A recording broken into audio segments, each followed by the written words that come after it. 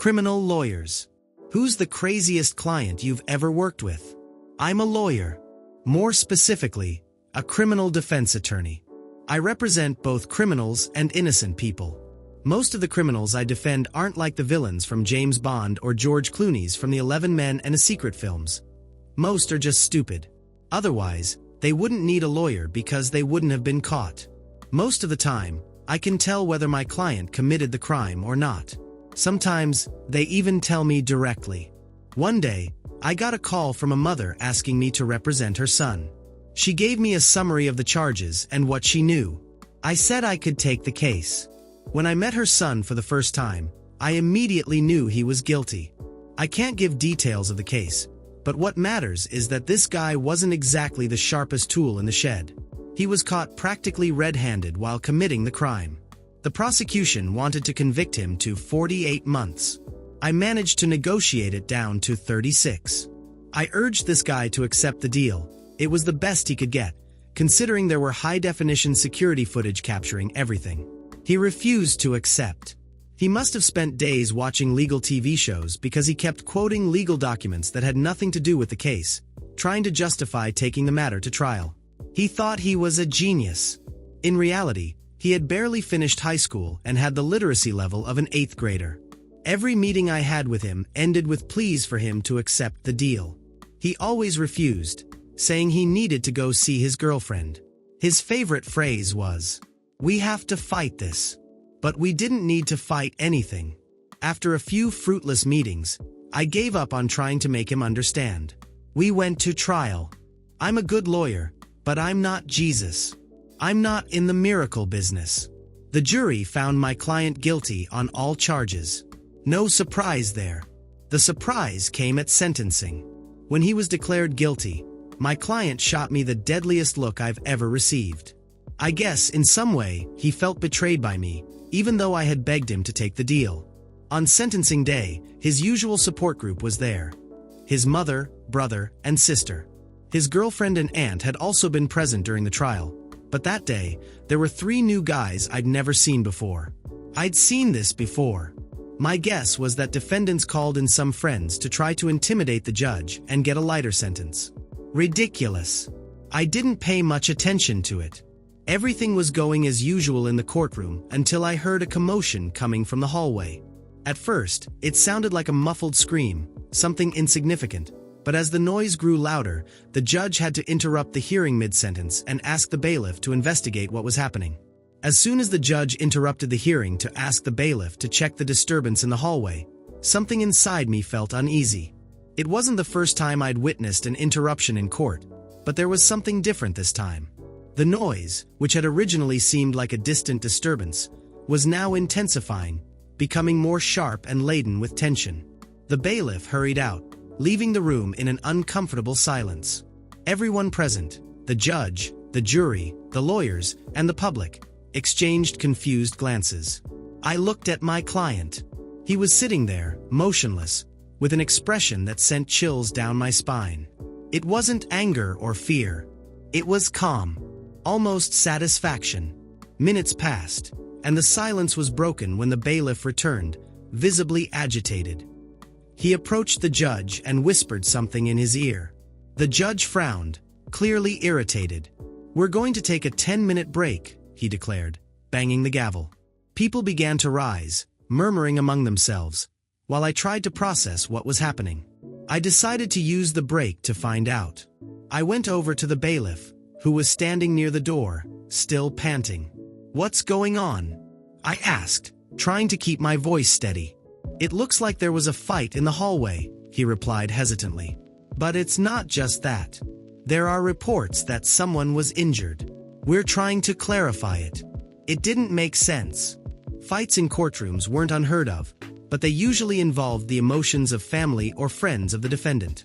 Nothing that caused serious injuries. I went back to the room and sat down, trying to ignore the growing unease. My client was watching me. With an enigmatic smile, I decided to confront him. "What's going on here?" I asked, in a firm whisper. He leaned forward, still smiling. "Just wait, doctor. It's going to get more interesting." Before I could press him, the judge returned to the room, accompanied by 2 police officers. One of them was holding a radio and seemed to be in constant contact with someone outside. "Let's continue with the proceedings," the judge announced, trying to regain control of the situation. But before he could proceed, the courtroom door opened abruptly, and 2 more officers entered, looking alarmed. One of them approached the judge and whispered something in his ear. The judge, who had been maintaining a firm posture until then, stopped. He was visibly shaken. "This court is adjourned until further notice," he declared as the officers began dispersing the attendees. Confusion swept over the room. Everyone began questioning, murmuring, and standing up. I went over to the bailiff again, demanding answers. "What's happening now?" He looked at me, nervous. "It seems there was a coordinated attack. We don't know exactly what happened, but someone managed to break into the evidence room." "Evidence room?" I asked, incredulously. "Yes. It's serious. They're saying some files were stolen." My heart raced. I looked at my client, who remained seated calmly in the chair, as if nothing had happened. I went over to him again, this time ignoring the rules about maintaining composure. "What did you do?"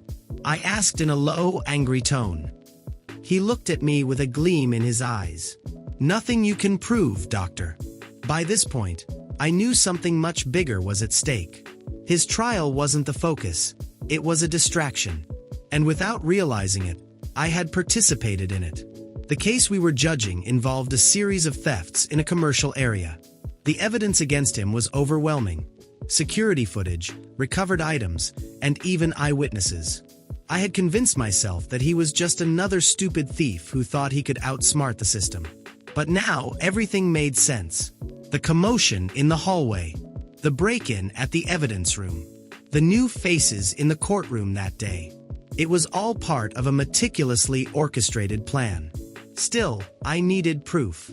I needed to understand how far this would go. I waited until he was taken back to prison and requested a private meeting with him. When we met again in the visiting room, he looked even more satisfied. "So, doctor, did you enjoy the show? It was you. All of this. It wasn't a question.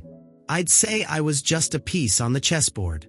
He leaned forward, looking me directly in the eyes. "Did you really think this was about a store robbery? What are you saying?" He laughed. A cold, calculated sound. "The robbery, the trial, the deal I rejected. All of it was planned.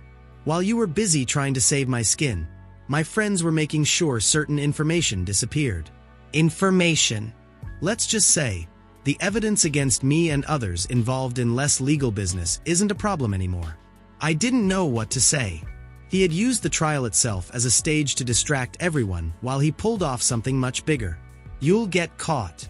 They'll find out." He shrugged, still smiling. "Maybe. But by then, the job will already be done." I left that prison with a weight on my chest. He wasn't stupid, as I had thought.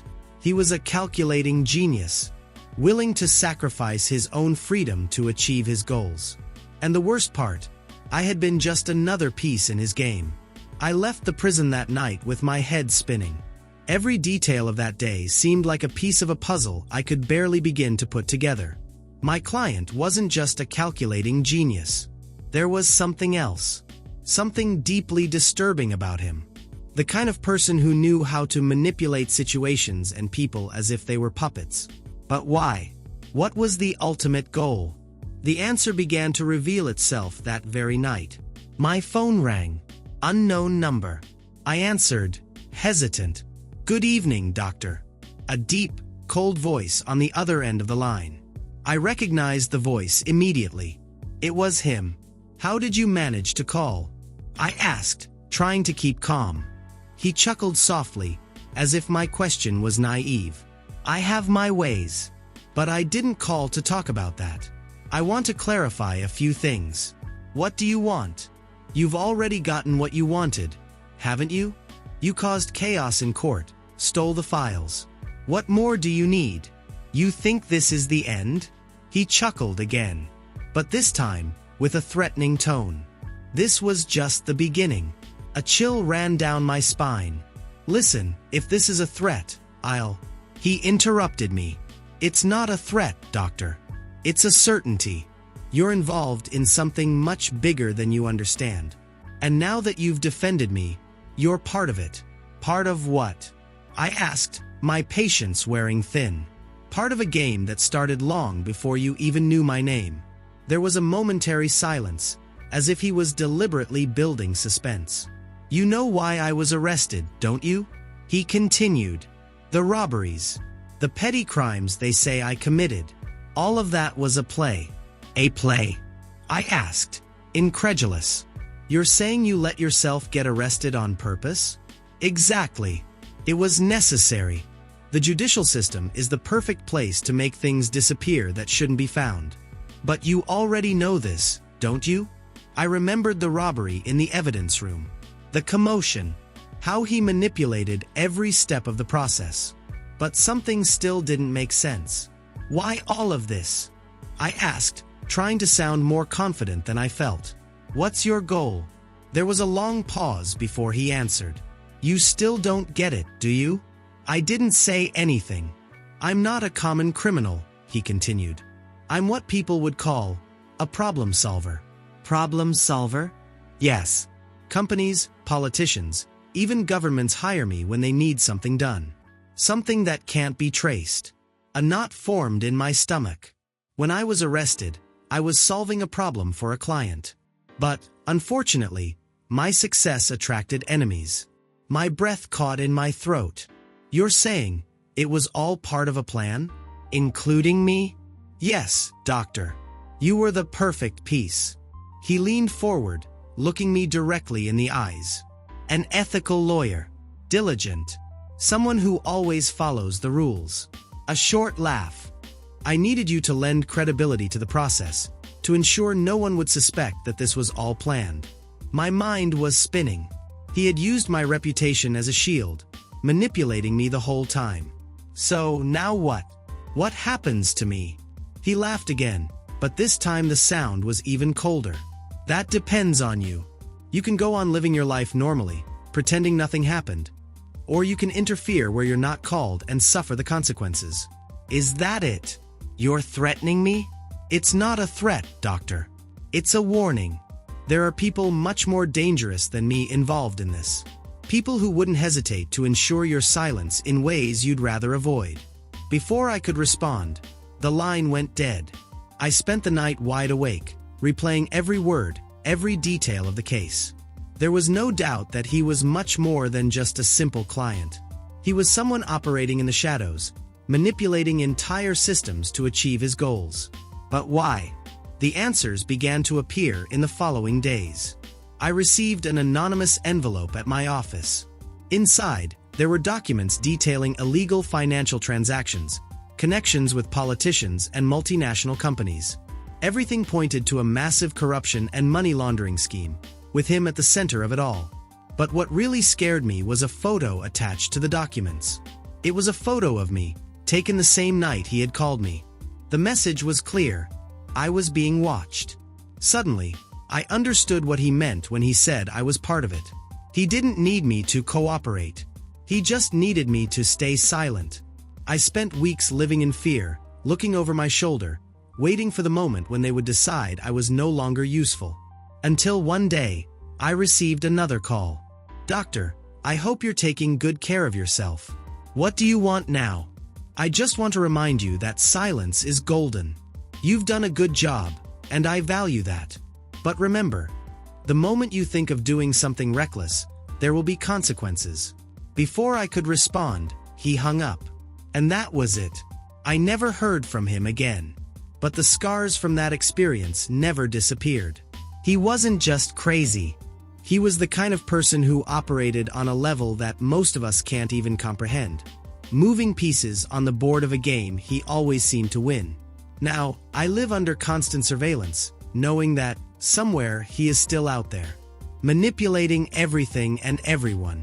And worse, knowing that, in some way, I contributed to it.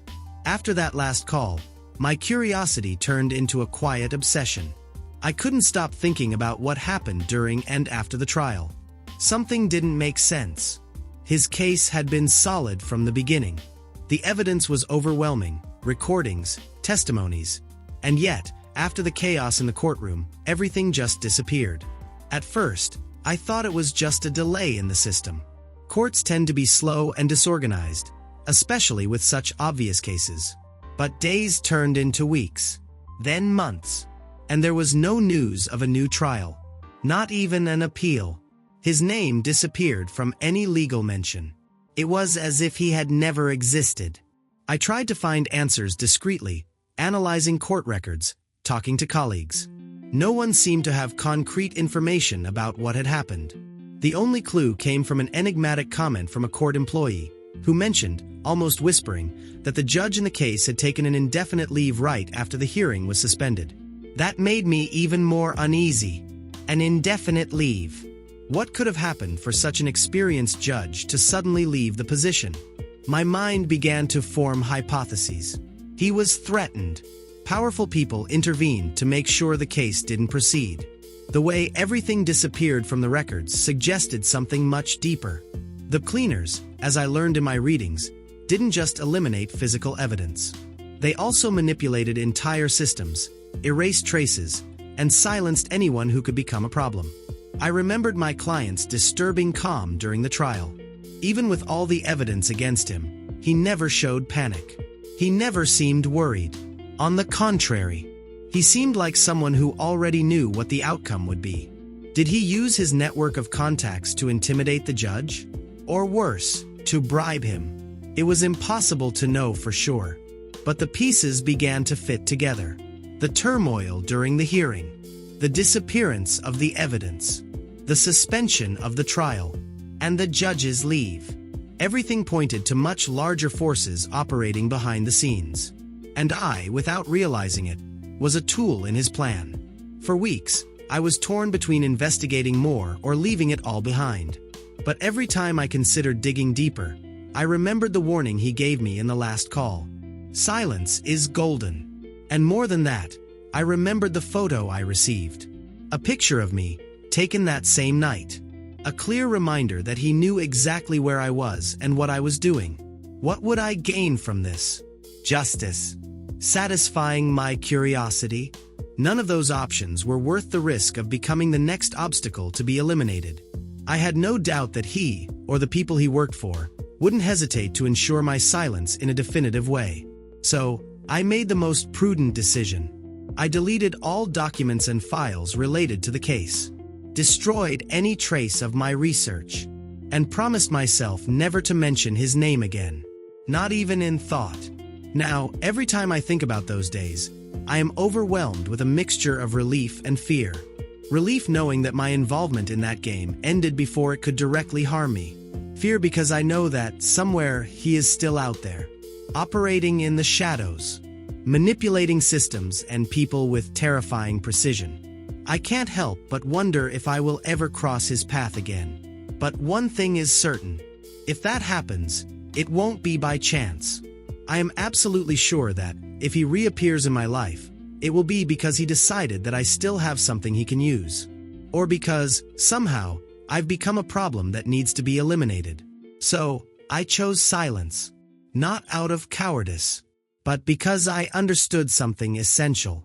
Sometimes, surviving depends on knowing when it's best to stay quiet.